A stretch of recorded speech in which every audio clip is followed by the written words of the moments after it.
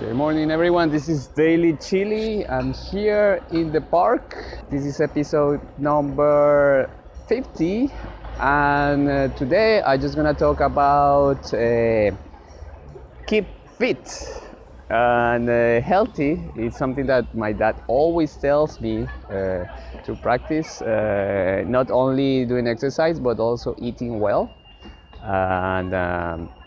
and it's something that I can see here in China. It's a good practice. Every time I walk here in the park, there is always people, like especially like this kind of old ladies doing this kind of, I don't know what kind of exercise is that, but anyway, it's very common to see that, and also dancing, and you know, like I try to keep physical health and also mentally healthy.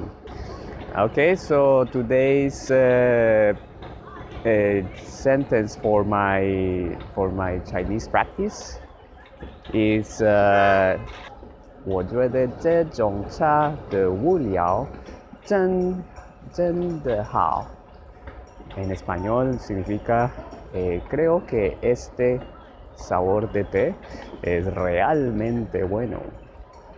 Okay, guys, so that's it for me now, and I see you.